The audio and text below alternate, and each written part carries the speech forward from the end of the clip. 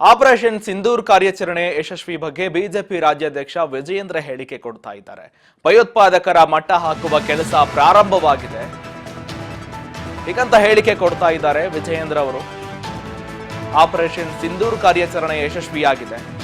BJP ರಾಜ್ಯಾಧ್ಯಕ್ಷ B Y Vijayendra ಹೇಳಿಕೆ ಕೊಟ್ಟಿದ್ದಾರೆ.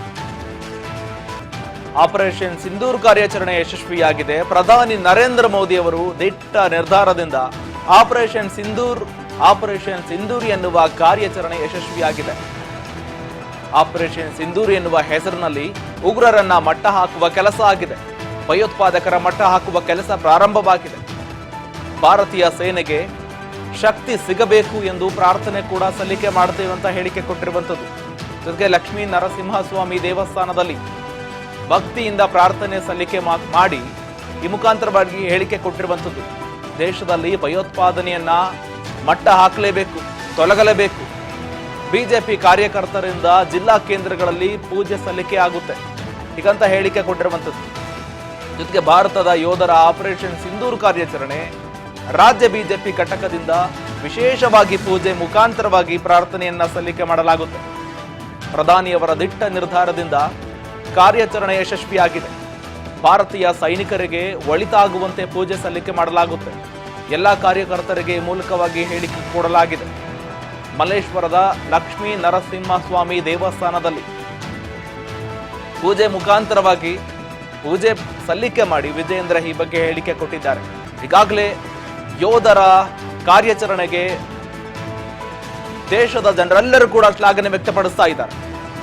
ಪ್ರಧಾನಿ ದಿಟ್ಟ ನಿರ್ಧಾರದಿಂದ ಆಪರೇಷನ್ ಸಿಂಧೂರ್ ಯಶಸ್ವಿಯಾಗಿದೆ. ಇದೇ ಸಂದರ್ಭದಲ್ಲಿ ವಿಪಕ್ಷ ಸೇರಿದಂತೆ ಎಲ್ಲರೂ ಕೂಡ ಸರ್ವ ಪಕ್ಷದ ನಾಯಕರು ಕೂಡ ಬೆಂಬಲವಾಗಿ ನಿಲ್ತಾ ಇದ್ದಾರೆ. ಈಗ ವಿಜಯೇಂದ್ರ ಹೇಳಿಕೆ ಕೊಟ್ಟಿದ್ದಾರೆ. ಲಕ್ಷ್ಮೀ ನರಸಿಂಹಸ್ವಾಮಿಯಲ್ಲಿ ಬಹಳ ಭಕ್ತಿಯಿಂದ ನಾವು ನಮ್ಮೆಲ್ಲ ಪಕ್ಷದ ಮುಖಂಡರು ಪ್ರಾರ್ಥನೆಯನ್ನ ಸಲ್ಲಿಸಿದ್ದೇವೆ. ಪ್ರಧಾನಮಂತ್ರಿ ನರೇಂದ್ರ ಮೋದಿಜಿಯವರ ಒಂದು ದಿಟ್ಟ ನಿರ್ಧಾರದಿಂದ ಆಪರೇಷನ್ ಸಿಂಧೂರ್ ಭಯೋತ್ಪಾದಕರನ್ನ ಮಟ್ಟ ಹಾಕಬೇಕು, ಉಗ್ರಗಾಮಿಗಳನ್ನು ಮಟ್ಟ ಹಾಕಬೇಕು, ಈ ಭಯೋತ್ಪಾದಕರ ನೆಲೆಯನ್ನು ಬುಡ ಸಮೇತ ಕಿತ್ತಾಕ್ತಕ್ಕಂಥ ಕೆಲಸ ಮಾಡಬೇಕು ಎಂಬ ಸಂಕಲ್ಪದೊಂದಿಗೆ ಆಪರೇಷನ್ ಸಿಂಧೂರ್ ಮೊನ್ನೆಂದೇನು ಪ್ರಾರಂಭ ಆಗಿದೆ. ಇದರಲ್ಲಿ ಭಾರತಕ್ಕೆ ಯಶಸ್ಸು ಸಿಗಬೇಕು, ನಮ್ಮ ಯೋಧರಿಗೆ ಎಲ್ಲ ಒಂದು ಶಕ್ತಿಯನ್ನು ಸಿಗಬೇಕು ಅನ್ನೋ ಒಂದು ಈ ಸಂದರ್ಭದಲ್ಲಿ ನಾವು ಪ್ರಾರ್ಥನೆಯನ್ನು ಕೂಡ ನಾವು ಸಲ್ಲಿಸಿದ್ದೇವೆ. ಇಡೀ ಜಗತ್ತು ಇವತ್ತು ಭಾರತದ ಕಡೆಗೆ ನೋಡ್ತಾ ಇದೆ.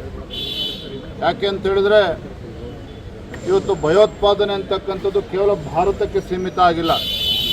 ಇಡೀ ಜಗತ್ತಿನ ಬೇರೆ ಬೇರೆ ದೇಶಗಳನ್ನು ಸಹ ಕಿತ್ತು ತಿಂತಾ ಇರ್ತಕ್ಕಂಥ ಈ ಭಯೋತ್ಪಾದನೆ ಅಂತ್ಯಗೊಳ್ಳಬೇಕು ಅನ್ನೋ ಪ್ರಾರ್ಥನೆಯನ್ನು ನಾವೆಲ್ಲರೂ ಕೂಡ ಮಾಡಿದ್ದೇವೆ. ನಾನು ನಮ್ಮ ರಾಜ್ಯದ ಎಲ್ಲ ನಮ್ಮ ಜಿಲ್ಲೆಗಳಲ್ಲಿ ಮಂಡಲಗಳಲ್ಲೂ ಸಹ ನಮ್ಮ ಕಾರ್ಯಕರ್ತರಿಗಾಗಲೇ ತಿಳಿಸಿದ್ದೇನೆ. ಇಂದು ಮತ್ತು ನಾಳೆ ರಾಜ್ಯದ ಎಲ್ಲ ಜಿಲ್ಲೆಗಳಲ್ಲೂ ಕೂಡ ತಾಲೂಕುಗಳಲ್ಲೂ ಕೂಡ ಪೂಜೆನ ಸಲ್ಲಿಸಿರುತ್ತೆ. ಪಾಕಿಸ್ತಾನ ಕಡೆಯಿಂದ ಏನೇ ದಾಳಿಗಳು ನಡೆದರೂ ಸಹ ಇದನ್ನ ಎದುರಿಸ್ತಕ್ಕಂಥ ಶಕ್ತಿ ನಮ್ಮ ಭಾರತ ಸೇನೆಗಿದೆ. ಅದನ್ನು ಎದುರಿಸ್ತಾರೆ. ಲಕ್ಷ್ಮೀ ನರಸಿಂಹಸ್ವಾಮಿಯಲ್ಲಿ ಬಹಳ ಭಕ್ತಿಯಿಂದ